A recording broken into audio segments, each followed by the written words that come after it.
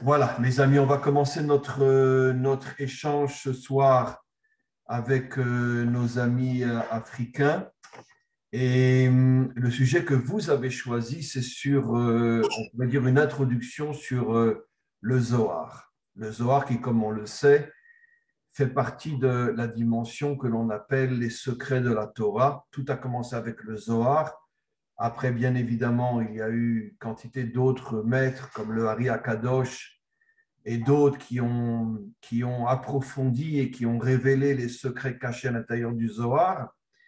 Et d'ailleurs, Rabbi Shimon Bar Yochai, celui qui a écrit le Zohar, nous dit que le vrai dévoilement du Zohar se fera au moment de la délivrance finale avec le Mashiach. Mais je voudrais d'abord revenir beaucoup plus en arrière et décoder un petit peu ce qu'on appelle le récit de la création, le décoder à notre niveau, bien sûr. Pourquoi l'homme a-t-il été créé en dernier? Alors, il y a bien sûr de nombreux commentaires. L'homme a été créé le sixième jour, juste avant le Shabbat. Pourquoi est-il créé en dernier? Pour nous faire comprendre que l'homme est le modèle de la création tout entière. Il est d'une certaine manière l'achèvement de la création. Pourquoi? Comme on le voit dans la Torah, l'homme est composé d'un corps visible et une fois que le corps a été créé, le maître du monde a fait rentrer l'âme qu'on appelle dans la Torah Nishmat Chaim, une âme de vie. L'âme est rentrée à l'intérieur du corps, elle est à l'intérieur de l'homme, elle n'est pas visible, on ne peut pas la toucher, on ne peut pas la ressentir, mais elle est là. Et c'est elle qui donne la vie d'une certaine manière à l'homme. D'ailleurs, selon l'explication profonde des choses, qu'est-ce que c'est la mort? C'est l'âme qui quitte le corps. Et à partir du moment où l'âme quitte le corps, l'âme, elle, ne meurt pas, mais le corps se retrouvant sans âme, à ce moment-là, n'a plus de vie. C'est la raison pour laquelle l'âme est appelée, encore une fois, une âme de vie, Nishmat Chaim en hébreu, pour nous faire comprendre que finalement la vie vient de la dimension qui est cachée. La dimension visible, le corps, n'a pas en soi la vie, il puise la vie de cette dimension cachée à l'intérieur du corps que l'on appelle l'âme. Je disais il y a quelques instants que l'homme est le symbole de toute la création pour nous faire comprendre que exactement de la même manière que l'homme a une partie visible qui n'est pas véritablement la véritable dimension de l'homme et une dimension cachée à l'intérieur de l'homme qui est la véritable dimension de l'homme, puisque c'est celle qui lui donne la vie. De la même manière, dans toute la création, dans chaque chose qui a été créée, il y a une dimension extérieure, visible, mais qui en vérité est très superficielle, très artificielle. Et la véritable vie, la véritable réalité se trouve à l'intérieur de ce que nos yeux voient, de ce que nos mains touchent. Et cette intériorité qui est la source de vie de la création tout entière, cette intériorité ne peut pas être captée par nos yeux, ne peut pas être touchée par nos mains, parce qu'il s'agit d'une dimension spirituelle que le corps ne peut pas atteindre. Mais elle est là, elle est présente. Et encore une fois, je me répète, ce n'est pas seulement dans l'homme, mais dans la création tout entière. Qu'est-ce que je veux dire par là? Je veux dire par là que la vraie réalité est cachée.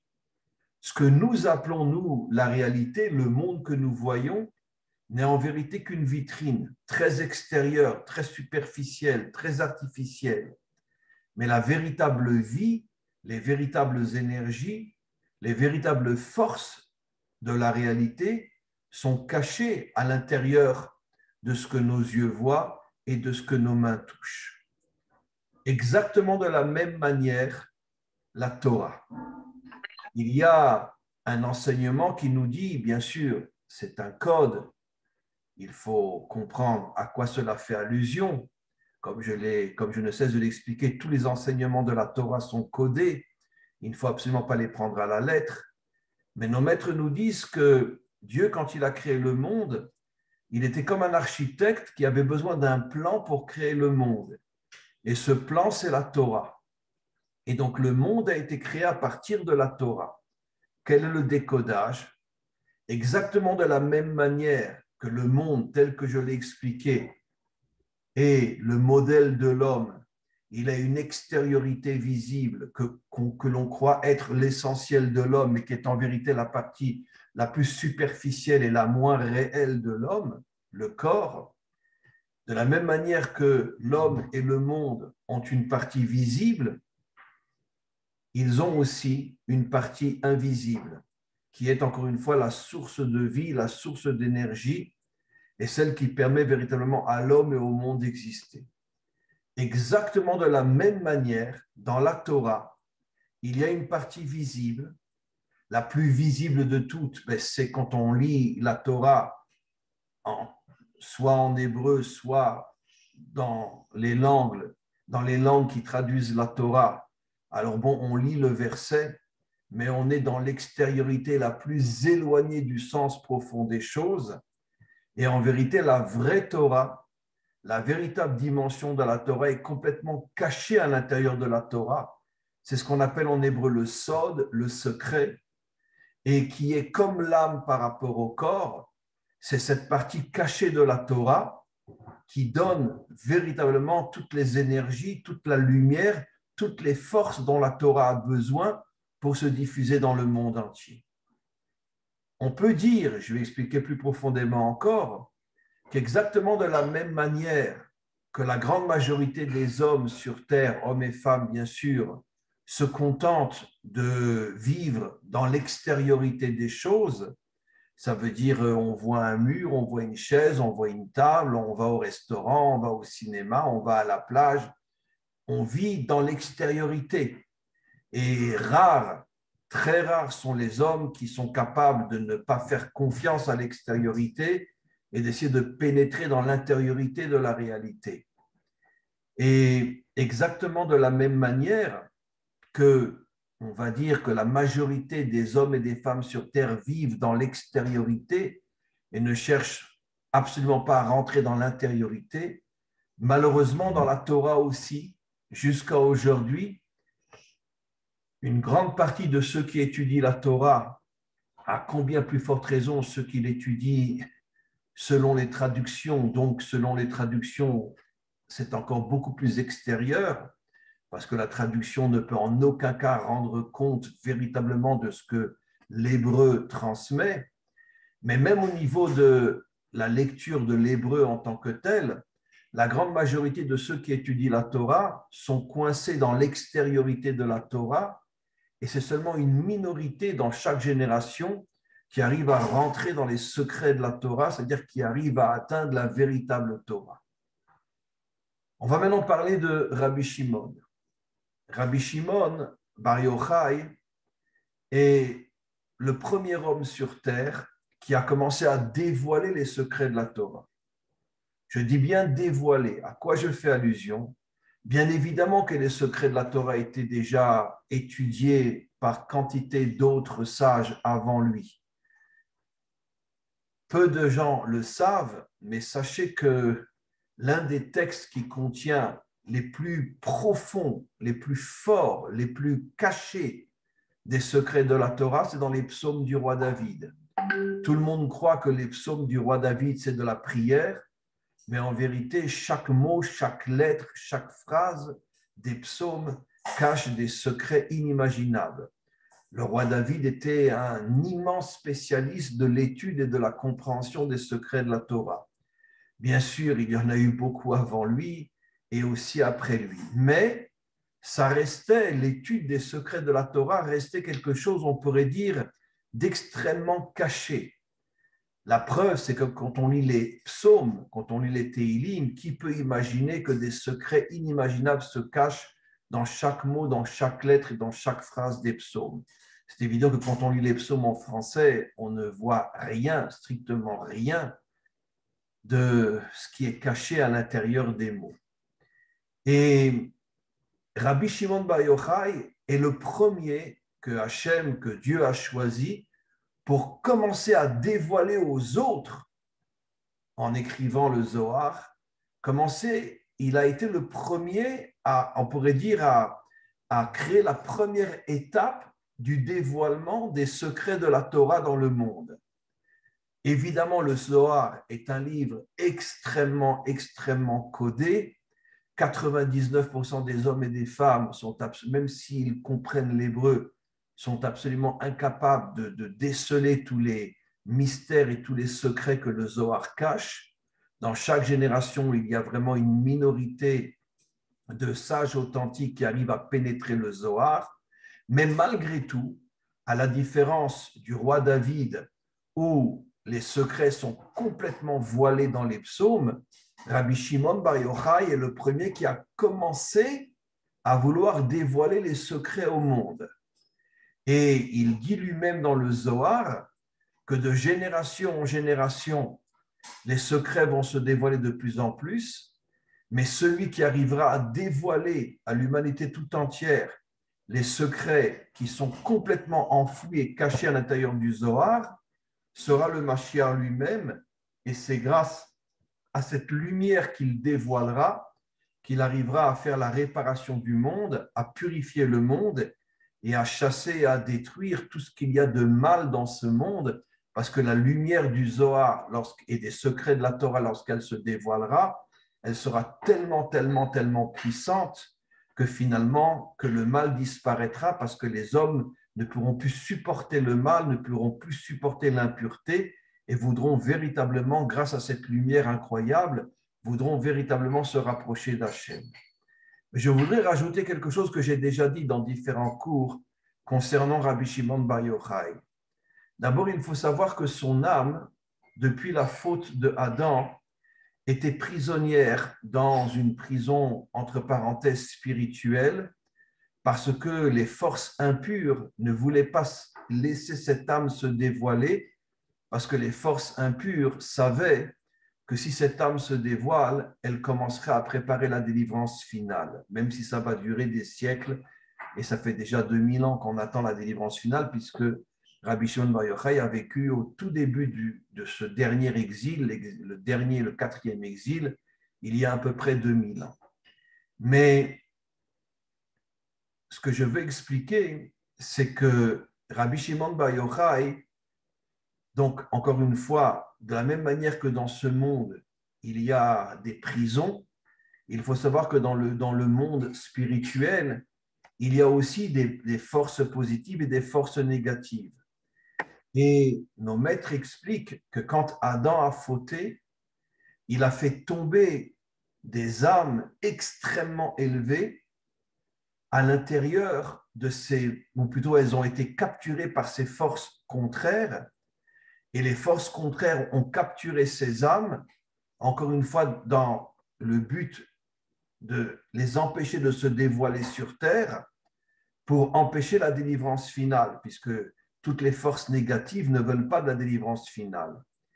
Et parmi ces âmes qui ont été capturées par ces forces contraires, il y avait l'âme de Rabbi Shimon Bar Yochai. Pendant des siècles, elle était prisonnière dans une prison spirituelle. Elle n'arrivait pas à s'échapper. Et celui qui a libéré cette âme est Moshe. Moïse, au moment où il est monté chercher la Torah pour la descendre sur terre, il a pris conscience que l'âme de Rabbi Shimon Bar Yochai était prisonnière et il l'a libérée. Et c'est comme ça que finalement, cette âme a pu descendre dans ce monde, elle s'est incarnée dans un corps, et c'est comme ça que Rabbi Shimon Bar Yochai a pu commencer à dévoiler le Zohar. Maintenant, il y a une autre histoire qui concerne Rabbi Shimon Bar Yochai lui-même, une fois que son âme a été libérée. On est tout au début du quatrième exil, qui dure depuis 2000 ans, qui a commencé avec les Romains. À l'époque de Rabbi Shimon Bar Yochai, les Romains avaient conquis tout le Proche-Orient et surtout la terre d'Israël. Et il y avait des décrets terribles à l'égard des Juifs et beaucoup de massacres, beaucoup de poursuite. Et entre autres, les Romains avaient interdit l'étude et l'enseignement de la Torah, ils avaient interdit la circoncision et quantité d'autres choses. Et donc, les Juifs essayaient malgré tout de se battre pour continuer à accomplir les commandements divins, mais à chaque fois, ils étaient soit dénoncés, soit attrapés par les Romains et torturés à mort et massacrés. Pas seulement l'homme lui-même, mais toute la famille. Et donc, il y avait des milliers de familles qui étaient massacrées au tout début du dernier exil. Et un jour, les maîtres se sont rassemblés, et les grands maîtres, qui étaient tous des maîtres authentiques, pour essayer de décider qu'est-ce qu'on va faire. Est-ce qu'on continue à se faire massacrer ou on essaye de trouver un compromis avec les Romains? Qu'est-ce qu'on fait? Et donc, la grande majorité, ils se sont donc réunis dans un endroit secret pour ne pas être dénoncés et pas être attrapés par les Romains. Et la grande majorité des maîtres de l'époque ont dit qu'on ne pouvait plus accepter tant de massacres et tant de familles détruites. Il fallait absolument essayer de trouver un compromis avec les Romains. Le seul qui s'est opposé était Rabbi Shimon Bar Yochai. Il s'est levé, il a défendu son point de vue qu'il fallait se battre jusqu'au bout et de ne pas baisser la tête devant les Romains. En vérité, Rabbi Shimon Bar Yochai était lui-même l'élève de Rabbi Akiva. Et comme on le sait, Rabbi Akiva était un très, très grand combattant. C'est lui qui a soutenu et d'une certaine manière lancé la révolte de Bar Korba contre les Romains, qui s'est malheureusement très mal terminée, avec des massacres inimaginables. Mais quoi qu'il en soit, Rabbi Akiva était un homme de terrain, c'était tout en étant l'un des plus grands maîtres de tous les temps. C'était un homme de terrain, un homme authentique qui n'était pas seulement dans le ciel, mais surtout et aussi sur la terre, et qui arrivait à unir le ciel et la terre. Et parmi ses plus grands élèves, il y avait justement Rabbi Shimon. Et Rabbi Shimon avait reçu de son maître cette vision du monde comme quoi plus un homme est spirituel et plus il doit s'engager dans le combat de ce monde contre toutes les forces mauvaises de ce monde et même risquer sa vie pour se battre contre ces forces.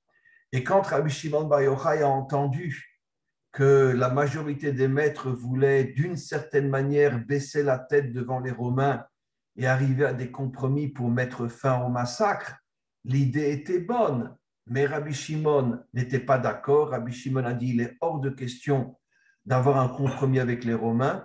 On se battra jusqu'au bout et on ne cédera pas. Il n'a pas été écouté car la majorité était contre lui. Et malheureusement, son point de vue a été, pas volontairement, qu'à Dieu ne plaise, mais bon, les maîtres en parlaient entre eux, puis un jour quelqu'un a écouté et finalement, il a été dénoncé. Cette personne qui avait entendu les propos de Rabbi Shimon Bar Yochai, il a été le dire aux Romains et les Romains ont mis sa tête à prix et l'ont recherché partout pour le tuer, puisque toute personne qui s'opposait aux Romains était immédiatement massacrée. Et donc, il a dû s'enfuir et il s'est enfui dans la fameuse grotte où il est resté pendant 13 ans dans cette grotte, lui et son fils. Et c'est dans cette grotte que Hachem lui a révélé le Zohar. Et nos maîtres expliquent que justement pourquoi lui a été choisi pour pouvoir commencer à révéler les secrets de la Torah, parce que justement, comme c'était on pourrait dire un maître authentique, qui n'était pas seulement dans le ciel, mais aussi sur terre, et qui était prêt à risquer sa vie et celle de sa famille et celle d'énormément de Juifs pour ne pas baisser la tête devant les Romains. Et donc Hachem a été, on pourrait dire, extrêmement satisfait de l'attitude de Rabbi Shimon Bar Yochai et l'a choisi pour être le premier qui commencerait à dévoiler les secrets de la Torah dans le monde. Et après Rabbi Shimon Bar Yochai, comme je l'ai dit, il y a eu d'autres, il y a eu le Ari Akadosh, il y a eu le Baal Shem Tov, le fondateur de la Chassidoute, et quantité d'autres aussi, mais c'était toujours une très très petite minorité de maîtres authentiques pendant toute l'histoire, jusqu'à la délivrance finale où je me répète, où le Mashiach commencera à dévoiler les secrets de la Torah dans le monde entier, pas seulement à Israël, mais aux nations aussi, à chaque peuple selon le langage qu'il peut comprendre. Mais les secrets de la Torah deviendront véritablement la lumière qui permettra au monde d'arriver à sa réparation et surtout aux hommes de quitter le mal pour se rapprocher et se connecter au bien. Parce que c'est cette lumière qui va faire comprendre aux hommes l'importance de l'attachement à Hachem et surtout qui va ouvrir les yeux aux hommes de ne plus rester dans le monde artificiel et superficiel de l'extériorité, mais rentrer dans le monde de l'intériorité, tant dans la Torah que dans la réalité, que dans chaque chose, ne plus chercher uniquement le plaisir extérieur, le loisir extérieur, mais chercher véritablement le sens profond de l'existence, le pourquoi de la vie, pourquoi j'existe, qu'est-ce que Hachem attend de moi, et qu'est-ce que Hachem attend des peuples, qu'est-ce qu'il attend de l'humanité, et ça deviendra la préoccupation principale de toute l'humanité à partir du moment où la délivrance commencera. Donc, je reviens maintenant à ce que j'explique. Le Zohar est donc encore une fois une œuvre qu'aucun mot ne pourra qualifier, quel que soit je ne sais pas, le mot louange n'est pas juste, mais quel que soit, on pourrait dire, la louange qu'on pourrait donner, c'est pas le mot louange, qu'on pourrait dire, c'est pas louange, des fois je perds mon français, quel que soit l'appréciation qu'on pourra donner concernant le Zohar, on est encore très, très, très, très, très loin. Parce que le Zohar, on pourrait dire que 99% du Zohar est encore complètement voilé. Et encore une fois, seulement le Mashiach arrivera à tout dévoiler à l'humanité tout entière. Malgré tout, dans chaque génération, et plus on approche de la délivrance, et plus il y a de plus en plus d'hommes qui étudient le Zohar et qui, grâce à la lumière qu'ils arrivent chacun à son niveau à percevoir et à transmettre, c'est de cette manière-là qu'on prépare la délivrance finale. Encore une fois, les secrets de la Torah sont l'essentiel de la Torah, comme l'âme est l'essentiel de l'être humain. Mais malheureusement, depuis la faute de Adam, je veux revenir sur cette notion, comme expliquent nos maîtres, la faute de Adam a fait tomber le monde dans le superficiel, dans l'extériorité. Et c'est la raison pour laquelle, aujourd'hui, plus que jamais, dans le monde occidental, quelle est la seule préoccupation de l'homme, de l'humain? Finalement, gagner de l'argent, avoir la possibilité de se payer des vacances, des restaurants, des cinémas, des plaisirs, et il ne cherche rien d'autre. Parce qu'encore une fois, depuis la faute de Adam, le monde a quitté l'intériorité et est tombé dans l'extériorité. Et c'est la raison pour laquelle il est très, très, très important que dans chaque génération, pas seulement chez les Juifs, mais d'une manière générale chez les Bnei Adam, éparpillés un petit peu partout dans le monde, qu'il y ait ce réveil, cette prise de conscience que l'extériorité nous tue, qu'elle fait de nous en vérité des hommes qui n'ont aucun sens, aucune profondeur dans leur vie. Et il faut qu'il y ait de plus en plus d'hommes et de femmes qui se réveillent partout dans le monde et partent véritablement à la recherche de l'intériorité. Et la recherche de l'intériorité passe par l'étude des secrets de la Torah. C'est pour ça qu'on avait d'ailleurs décidé, après cette, on pourrait dire, cette présentation des secrets de la Torah, que peut-être, si vous êtes d'accord, le prochain cours qu'on fera, je prendrai un passage du Zohar et on le lira ensemble et on essaiera de l'approfondir et de l'étudier pour dévoiler un petit peu tous les secrets qu'il cache. Donc, je voudrais pour l'instant terminer et qu'on puisse passer à quelques questions. Finalement, le Zohar et les secrets de la Torah sont le modèle d'une vie authentique. Ne recherche pas uniquement l'extériorité, mais recherche l'intériorité. D'ailleurs, je voudrais rajouter quelque chose de très important, c'est que dans la Torah, on nous dit, vous savez que le premier jour, la lumière a été créée. Il ne s'agit bien sûr pas de la lumière du soleil, puisque le soleil et la lune, selon les codes de la Torah, ont été créés le 4e jour. De quelle lumière s'agit-il? Il s'agissait d'une lumière spirituelle extrêmement forte que Dieu a créée le premier jour, mais après il l'a cachée, cette lumière-là. Et en hébreu, on l'appelle Or Aganouz, la lumière cachée. Et cette lumière cachée est la lumière de la délivrance finale. Elle est cachée pendant toute l'histoire, elle est cachée dans le Zohar, elle est cachée dans les profondeurs de la Torah, et elle se dévoilera, cette lumière cachée se dévoilera au moment de la délivrance finale, grâce à tous ceux qui auront fait l'effort de rentrer dans le monde de l'intériorité et de ne pas rester dans le monde de l'extériorité. Et cette lumière, encore une fois, qu'on appelle le Oraganouz, pourquoi elle est cachée? Parce que justement, pour permettre à l'homme de faire l'effort d'aller rechercher justement ce qui est caché et de ne pas rester dans le monde extérieur, dans le monde superficiel. Encore une fois, dans chaque génération, ce n'est qu'une minorité qui a compris que la vie véritable se trouve dans ce qui est caché et pas dans ce qui est visible et dévoilé. Mais le Mashiach, lui, arrivera à ramener, en tous les cas, tous les Bnei Adam de tous les peuples, à les ramener vers cette intériorité. D'ailleurs, en hébreu, je terminerai, le secret se dit Sod. Et Sod a pour valeur numérique 70. 70 fait allusion aux 70 nations. Pour bien nous faire comprendre que les secrets de la Torah ne concernent pas seulement Israël, mais concernent l'humanité tout entière. D'ailleurs, il y a une histoire qui dit qu'un jour, le Baal Shem Tov, le fondateur de la Chassidoute, qui a vécu il y a 300 ans à peu près, il vivait en Ukraine, un jour, pendant la prière, son âme est montée. Bon, les grands justes arrivaient à ce que leur âme puisse monter dans les mondes supérieurs.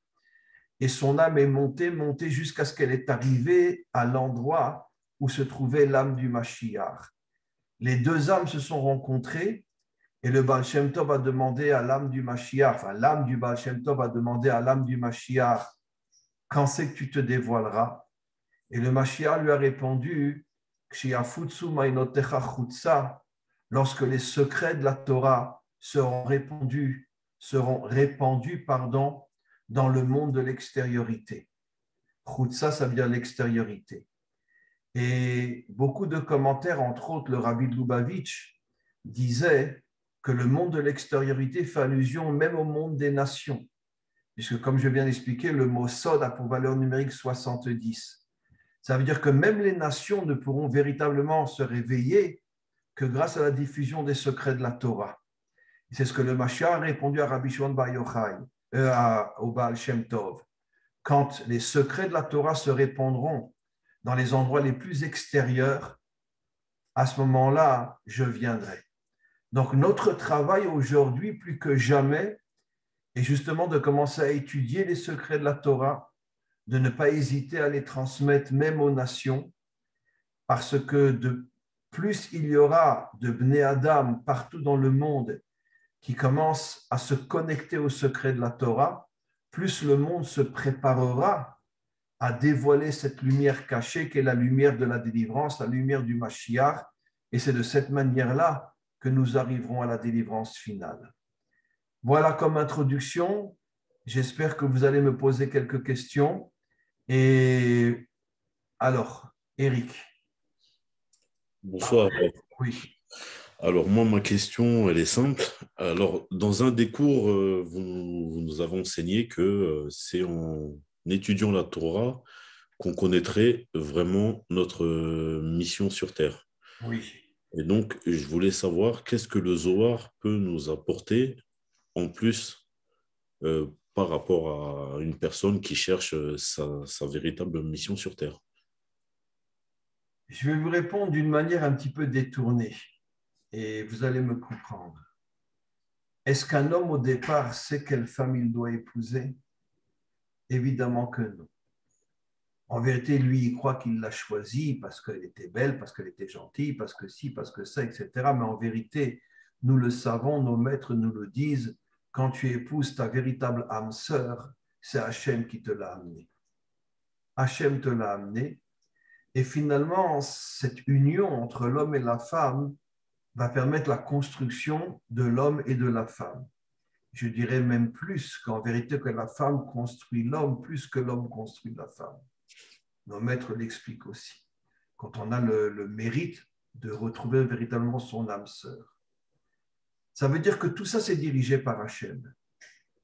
Et finalement, ma vie commence à prendre un sens si j'ai eu le mérite et le bonheur de trouver véritablement mon âme sœur. Ça veut dire cette moitié d'âme à laquelle j'étais en recherche, puisque comme vous le savez, avant de descendre sur terre, l'âme est entière. Elle a le côté masculin et le côté féminin. Et quand elle va descendre sur terre, Dieu coupe cette âme. Le côté masculin rentre dans un corps masculin, le côté féminin dans un corps féminin. Et puis, à un certain moment, Hachem s'arrange s'ils sont méritants l'un et l'autre pour qu'ils se rencontrent et l'âme est reconstruite. Et à ce moment-là, non seulement l'âme est reconstruite, mais eux aussi se construisent et deviennent, on pourrait dire, des êtres humains authentiques. Et c'est exactement la même chose au niveau de l'étude des secrets de la Torah.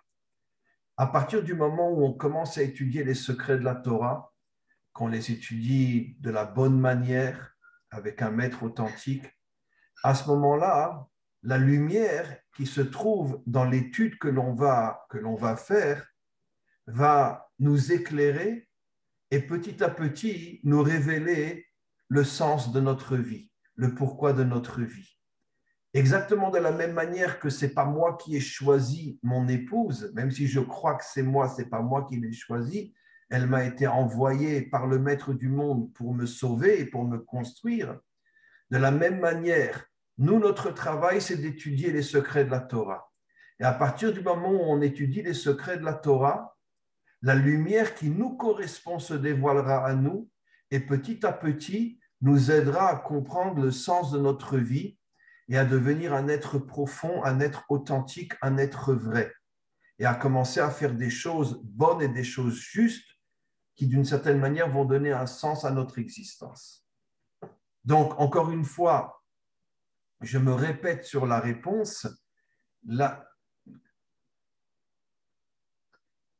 Comment dirais-je, arriver véritablement au sens profond de notre vie, ça vient d'Hachem. Nous, notre travail, c'est de nous connecter à la bonne lumière. Et la bonne lumière, dans notre génération plus que jamais, se trouve dans les secrets de la Torah. Et ça concerne bien sûr même un Ben Adam. À partir du moment où il commencera à étudier les secrets de la Torah, pas en une semaine ni en 2 jours, bien sûr, mais avec le temps, petit à petit, la lumière va pénétrer en lui et dans l'intériorité de son âme qui va se dévoiler à lui, il va prendre conscience du sens profond de sa vie. Voilà.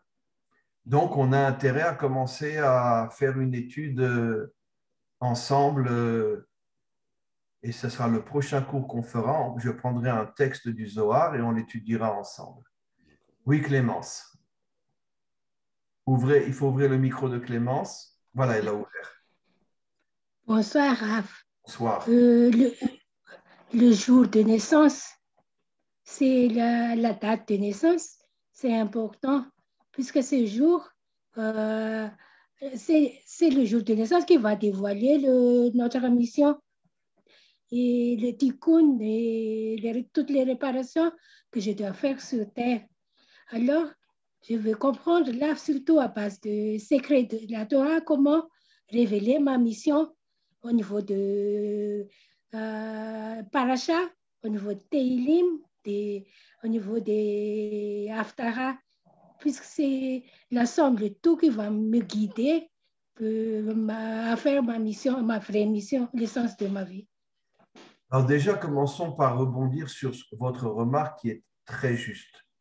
En vérité, tout le secret de notre vie est dans notre jour de naissance. Et j'explique. Parce que vous savez que chaque jour de la semaine correspond à un attribut divin et donc à une qualité particulière. Si quelqu'un est né dimanche, il est né sous, on pourrait dire, pas que, mais surtout, il est connecté à l'attribut de la bonté, puisque le premier jour correspond à l'attribut de la bonté. S'il est né lundi, il est surtout connecté à l'attribut de la rigueur, la justice. S'il est né mardi, il est connecté à la tribu qu'on appelle Tiferet, qui est l'union des contraires. Ça veut dire de ne pas être uniquement dans une qualité, mais arriver à unir des qualités différentes. C'est d'ailleurs la tribu le plus important. S'il est né le 4e jour, mercredi, il est né selon la qualité de Netzar. Netzar, ça veut dire, on pourrait dire un combattant qui est toujours gagnant, qui ne baisse jamais la tête, qui ne baisse jamais les bras. Ça ne veut pas dire qu'il ne va pas prendre des coups, mais finalement, il est gagnant. S'il est né le jeudi, il est né sous la qualité de Hod, qui est la reconnaissance, est un homme reconnaissant, savoir dire merci et prendre conscience que Dieu existe et être un homme qui, encore une fois, sait être reconnaissant dans toutes les dimensions du mot. S'il est né vendredi, alors ça sera un homme qui est né sous la qualité de la stabilité. Ça veut dire que ce sera un homme fort, stable, que rien ne peut faire tomber. Et s'il est né Shabbat, alors il est né sous le signe de la royauté. Ça veut dire que la mission, plus que tout autre, ce sera de dévoiler Hachem comme roi dans ce monde. Vous êtes né quel jour, Clémence? Mardi. Mardi. Ben alors, Oui. vous avez une sacrée chance. Tiferet, Oui. qui est le plus grand de tous les attributs. Ça veut dire l'unité, le monde de l'unité. Et Malachi, quel jour vous êtes né?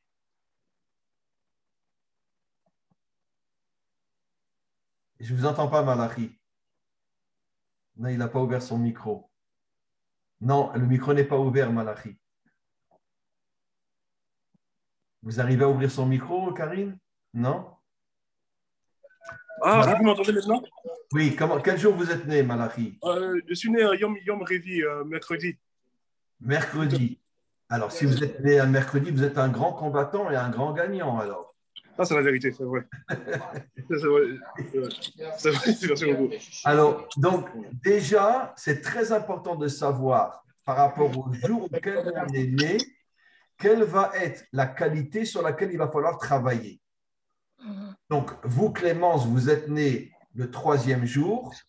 Donc, votre travail de travailler sur l'unité. Qu'est-ce que c'est l'unité? La réunion des contraires. Ça veut dire de ne pas s'enfermer dans une idée particulière, dans un chemin particulier, mais essayer de réunir en vous des notions, des qualités, des forces différentes et les unir en vous. Donc déjà, c'est pour ça que le jour auquel on est né est déjà très important. Mais bien sûr, c'est la source du sens de ma vie. Mais ce n'est pas que ça. Par exemple, si quelqu'un est né un lundi, c'est la gvoura, c'est la force. Ça veut dire le courage, être capable de se battre contre tous les méchancetés de ce monde, même se mettre en danger, n'avoir peur de rien pour pouvoir faire avancer le monde. C'est déjà quelque chose d'énorme. Eric, il est né quel jour? Je n'entends pas, oui. Je suis né un Shabbat. Ah, donc, mais vous vous rendez compte? Alors, mettez-vous au travail, hein, parce que Hachem vous attend pour le dévoiler. Et puisque Shabbat, c'est la Malchut, ça veut dire que vous êtes né le jour qui représente la qualité du dévoilement d'Hachem dans ce monde. C'est pas pour rien qu'on est ensemble et qu'on se connaît. Et comme j'ai souvent dit que l'une des missions premières des Africains, c'est justement de dévoiler la Malchut d'Hachem dans ce monde. C'est pour ça, comme j'ai déjà dit dans différents cours, que les Africains ont tellement été écrasés, piétinés pour les empêcher de remplir leur mission. D'accord ? Parce que c'est comme les Juifs, c'est pareil. Ceux qui ont une mission importante, toutes les forces du mal font tout pour les empêcher de réaliser leur mission. Donc, si vous, en plus, vous êtes né un Shabbat, vous avez intérêt à vous mettre au travail. Hein. Non, je suis très, très sérieux. Et donc, et Christophe, il est né quand, Christophe? Il nous entend, Christophe? Kitou Maïni, quel jour vous êtes né? Oui, oui, Christophe Kitoumaïni. Alors, quel jour Vous vous êtes m'entendez, né? là? Oui, oui, oui. Allô? Oui, oui. Quel jour vous Ok. êtes né? Non, non, bon, moi, on ne m'avait pas dit les jours que je suis né. C'est pas vrai, vous ne Je savez pas suis quel jour désolé. vous êtes né? Mais oui, non, non. Les jours, ça, je ne connais pas. Mais quand même, la date, je connais. Mais quand je suis né, mon père m'avait donné le nom de Tseba. De Alors, Tseba. regardez dans Google, C'est ce qu'il avait ressenti. mettez votre date dans Google et Pour vous dire armé, quoi. mettez votre date de naissance dans Google et vous aurez le jour aussi. Allô? Est-ce que vous m'écoutez? Oui, oui, bien sûr, je vous écoute. Voilà. Allô? Oui, oui, il y a des coupures. Ok, merci. Ok, merci. Voilà. En tous les cas, donc, on a déjà le commencement par rapport au jour où on est né, de la qualité sur laquelle il faut travailler. Maintenant, il y a aussi d'autres choses qui vont nous aider à atteindre véritablement le sens de notre vie. C'est même pour les Bnei Adam, même pour les nations, l'étude de la Torah. Puisque comme je l'ai déjà dit des milliers de fois, et vous le savez, la Torah n'a pas été au départ, elle était censée être donnée à toutes les nations. Quand Hachem a proposé la Torah à Israël, il l'a proposée aux 70 nations. Simplement que, comme j'ai expliqué, les dictateurs qui étaient il y a 4000 ans à la tête des nations n'ont pas voulu partager leur pouvoir avec Dieu et c'est pour ça qu'ils sont arrivés à convaincre les nations de ne pas accepter la Torah. Mais quand le Mashiach va amener la délivrance, toutes les nations, les 70 nations, auront la dimension, la facette de la Torah qui leur correspond. Et donc, la Torah est extrêmement importante aussi. Pourquoi? Parce qu'elle va m'apporter cette lumière, et surtout, comme je l'ai expliqué tout à l'heure, les secrets de la Torah, elle va m'apporter cette lumière qui va, on pourrait dire, me préciser avec ma qualité quel est le domaine dans lequel je dois travailler. Comprenez? Par exemple, si je suis né un dimanche, je suis un homme qui est né sous la qualité de la bonté. Oui, mais la bonté, c'est très, très large. Dans quel domaine? Dans quel domaine? Et, pardon, là, je souhaiterais que vous expliquiez surtout le parachat de la, jour de la naissance. Oui, alors justement, je vais en venir aussi, justement. Oui. Je vais y arriver. Les psaumes aussi. Les psaumes, le parachat et le haftara. Je vais y arriver. D'accord. Donc, c'est pour ça qu'il faut étudier la Torah. Maintenant, Clément dit quelque chose de très, très juste. Vous savez que chaque semaine, on lit un passage de la Torah. On le lit le Shabbat. Mais en vérité, chaque passage de la Torah est divisé en 7, qui correspond aux 7 jours de la semaine. Ça veut dire que si, par exemple, je suis né un dimanche, alors je regarde par rapport à ma date de naissance à quel paracha ça correspond, d'accord? Et je vais donc être concerné par la première partie, puisque la paracha est coupée en 7. Si je suis né un dimanche, c'est le premier passage qui me concerne. Si je suis né un lundi, le deuxième passage. Pour Eric, le 7e passage de la paracha qui lui correspond. Donc, si vous connaissez votre date de naissance, vous rentrez dans Google et vous écrivez, selon votre date de naissance, quelle est la paracha qui vous correspond. Vous aurez, je pense, la paracha qui vous correspond et sachant le jour où vous êtes né, par Eric, pour vous, ça sera le dernier morceau, le 7e morceau. Et dans ce morceau-là est cachée toute votre mission. Absolument. Ben oui, absolument. Ça veut dire, bon, là, c'est pas évident que tout seul on arrivera à capter les messages qui me concernent. Certains oui, certains non.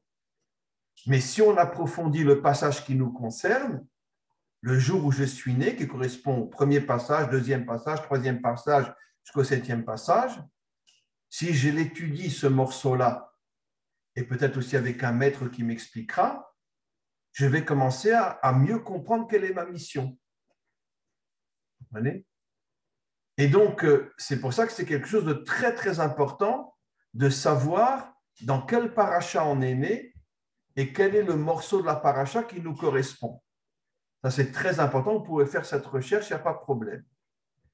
Maintenant, par rapport aux psaumes, c'est un peu plus compliqué, Clémence, parce que les psaumes, ce n'est pas comme la paracha qui est divisée en 7, bien qu'il y a des psaumes qui sont divisés en 7 jours aussi, et chaque jour, on lit une quantité de psaumes, mais ça, c'est déjà quelque chose qui est plus rajouté pour pouvoir facilement, chaque semaine, terminer tous les psaumes. Alors, on lit tant de psaumes le dimanche, tant de psaumes le lundi, mais ce n'est pas aussi précis que la division de la Torah en 7 jours. Mais les psaumes aussi sont importants. Les psaumes aussi, c'est quelque chose. Pourquoi? Parce que comme je l'ai expliqué, nous ne le savons pas, mais les psaumes contiennent une lumière inimaginable, une lumière qui provient des secrets de la Torah. Et quand quelqu'un lit les psaumes, sans s'en rendre compte, il fait rentrer cette lumière en lui, et cette lumière, bien sûr, au fur et à mesure, va l'éclairer aussi. Donc, la prière nous éclaire, l'étude de la Torah nous éclaire, le jour de notre naissance qui nous permet de savoir quelle qualité plus que les autres. Ce n'est pas qu'on n'a qu'une seule qualité, on a plein de qualités, mais celle qui est primordiale par rapport au jour de ma naissance. Et en fonction de tout ça, on peut commencer à travailler sur cette qualité grâce à la lumière qu'on reçoit aussi de la prière dans les psaumes, par exemple, ou de l'étude de la Torah, grâce à l'approfondissement de la partie de la paracha qui me correspond par rapport au jour où je suis né.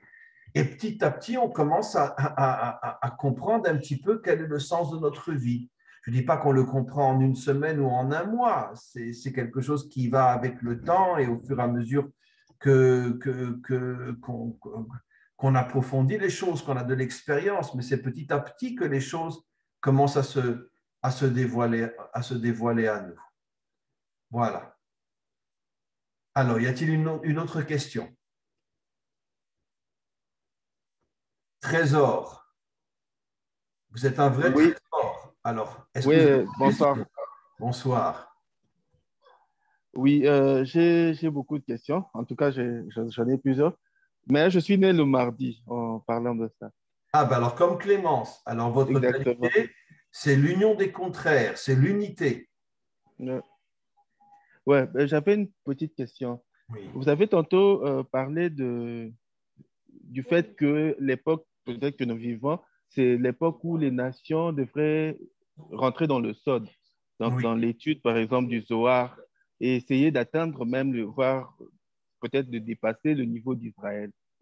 Et est-ce que le fait qu'on arrive à cette époque-là, ça peut aussi être une justification de l'antisémitisme au niveau où il est arrivé aujourd'hui? Donc, comme on dit, la gauche attire, la droite repousse, un truc de genre. Donc, ça veut dire que quelque part, on montre à Israël qu'il faut que tu bouges. Écoutez, vous avez parfaitement raison. Nos maîtres expliquent que les forces du mal sont à la hauteur des forces du bien. Ça veut dire que plus on se rapproche du bien et plus les forces du mal font tout pour nous faire tomber. On est maintenant plus que jamais dans une période qui est la période de la délivrance finale. On est rentré vraiment dans cette période de la délivrance finale depuis que Israël est revenu sur sa terre, après des millénaires d'exil. Et ce n'est pas pour rien qu'il y a eu la Shoah juste avant le retour d'Israël sur sa terre. Pourquoi?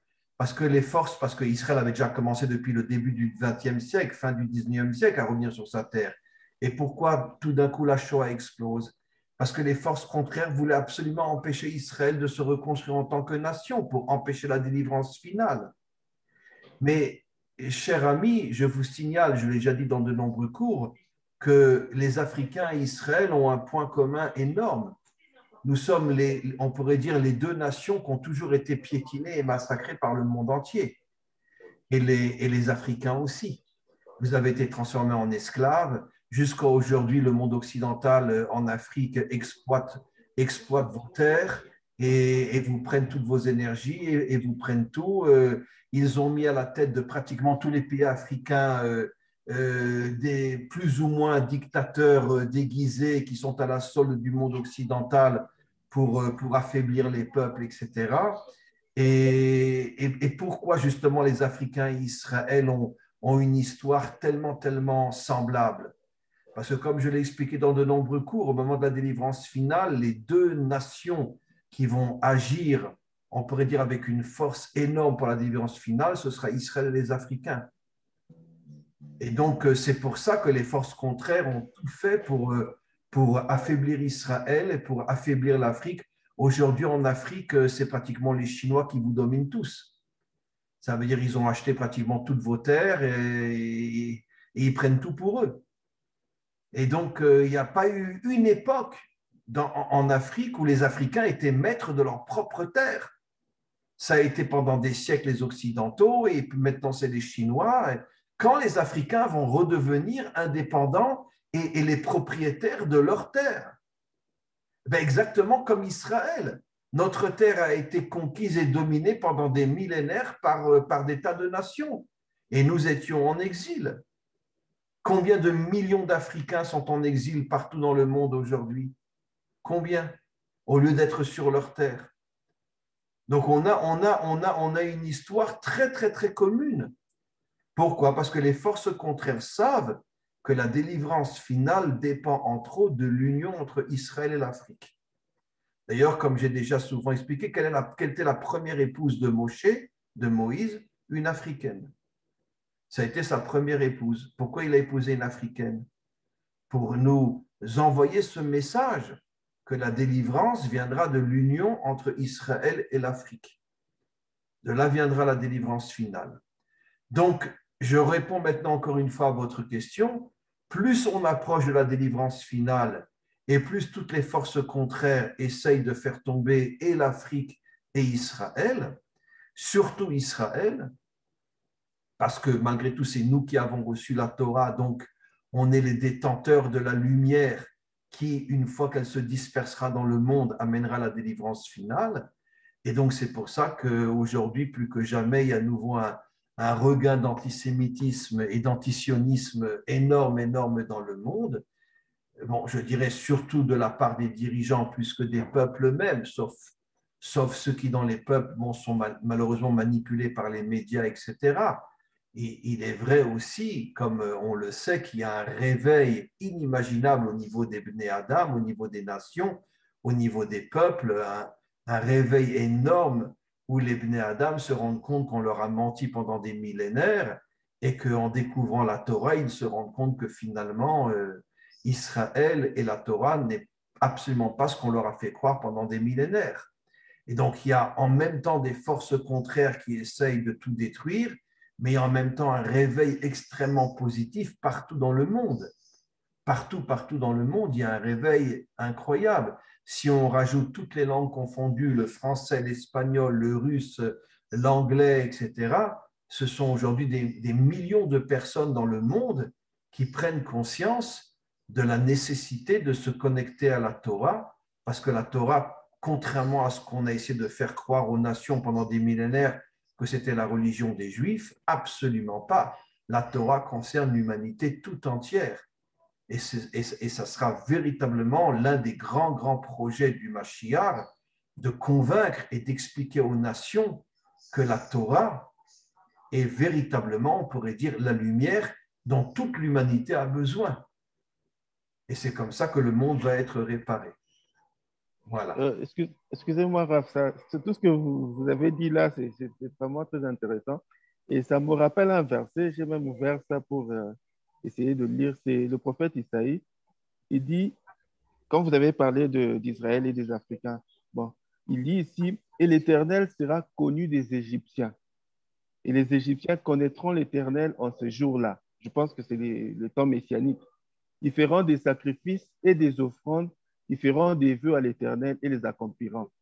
Ainsi l'Éternel frappera les Égyptiens, il les frappera, mais il les guérira.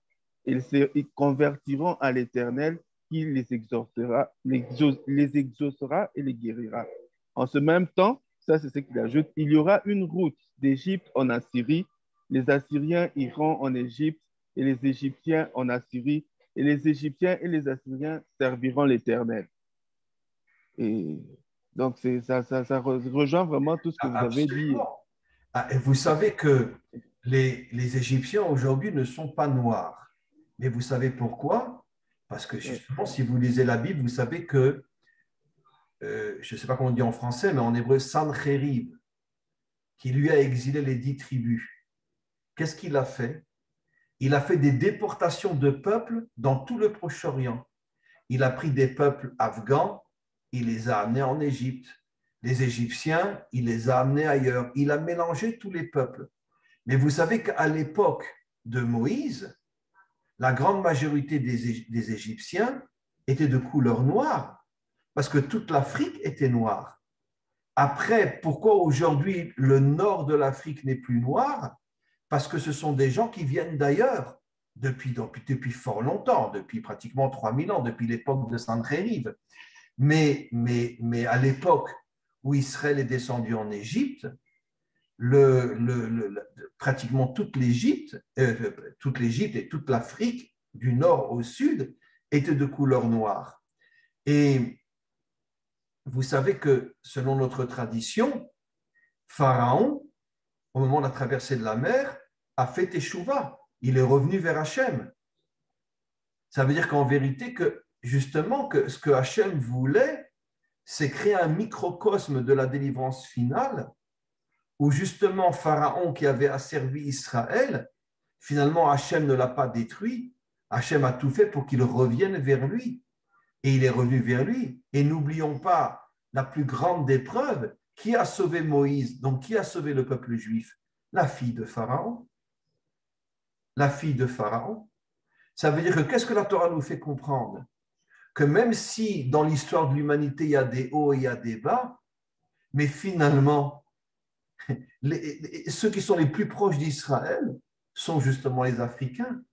C'est une Africaine qui a sauvé le peuple juif en sauvant Moshe. Et Pharaon, finalement, a fait Teshuvah.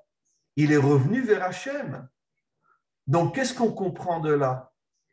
On comprend de là que même si dans l'histoire, il y a des hauts et il y a des bas, et qu'évidemment que tous les peuples ne peuvent pas être amis et du début jusqu'à la fin de l'histoire, mais malgré tout, ces allusions-là, ce qui s'est passé avec la fille de Pharaon, ce qui s'est passé avec Pharaon, viennent nous faire comprendre qu'en fin de compte, il y aura un lien extrêmement fort, extrêmement puissant entre Israël et les Africains. D'ailleurs, le Zohar nous dit que Moshe, son âme, va rendre visite tous les jours à Bithia, la fille de Pharaon, alors qu'à sa propre mère biologique, il ne va la voir qu'une fois par an. C'est incroyable. Il a une tellement grande reconnaissance à l'égard de cette femme qui l'a sauvé et en le sauvant a sauvé le peuple juif et en sauvant le peuple juif, finalement, a sauvé l'humanité tout entière. Eh bien, excusez-moi, cher ami, qui c'est qui a sauvé le monde? Eh bien, une Africaine. Parce qu'en sauvant Moshe, elle sauve Israël. En sauvant Israël, finalement, le monde entier sera sauvé. Et tout vient d'une Africaine qui, au lieu de noyer Moshe dans sa corbeille, l'a sauvé. Mais vous vous rendez compte le message? Vous vous rendez compte la responsabilité des Africains par rapport à la délivrance finale? C'est quelque chose d'absolument fou. Et le Zohar nous dit que Moshe, son âme, va rendre visite à sa mère adoptive tous les jours, alors que sa mère biologique, il ne va la voir qu'une fois par an. C'est absolument incroyable. C'est pour ça que toutes les forces contraires s'acharnent sur l'Afrique comme elles s'acharnent sur Israël, pour nous empêcher d'accomplir notre mission, de sauver le monde.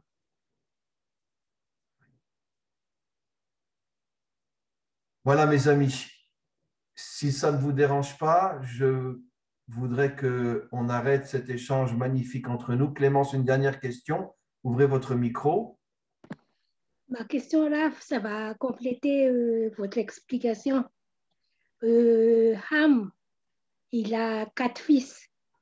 Cush, oui. Ham, oui. Cush, Misraïm, Put et Canaan. Oui. Et le mot Ketz, qui veut dire à la fin ou délivrance, c'est 190. Oui. Mais dans le mot Mitzraïm, la valeur numérique Mitzraïm, c'est 380. Donc, Ketz vaut 2. Donc, Naan, c'est 190, c'est Ketz. Et Pout, c'est moitié Ketz. Mais ce que je vais en venir, c'est la délivrance vient d'Afrique aussi. C'est ça. Absolument incroyable. Et vous avez C'est compris. la Ketz. Il dit que dans les noms des enfants Bon, de Ham, il y qui est a le plusieurs fondateur de Ketz. l'Afrique, on retrouve dans les 4 enfants, on retrouve la valeur numérique Ketz, qui en hébreu veut dire la délivrance finale. Et en plus, si on prend la première lettre de Cush et de Mitzraïm et de Pout et de Canaan, on aura 160. 160 valeurs numériques, c'est le valeur numérique de Caïn. Donc, les descendants de Ham, on dirait il y a une partie de l'âme de Caïn. Magnifique, bravo. Oui. Donc, pour moi, l'Afrique, c'est la source de la délivrance finale. C'est ça. Il n'y a aucun doute à cela. Et d'ailleurs, sachez que le plus grand ami du roi David, pendant toute sa vie, qui le protégeait et qui était toujours à ses côtés contre tous ses ennemis extérieurs et intérieurs, était un Africain, un non-juif africain. Ça veut dire que David avait comme, et c'est pas pour rien, David, il représente le Mashiach, et son plus grand ami qui le protégeait, qui se battait à ses côtés contre tous les ennemis de David, était un Africain.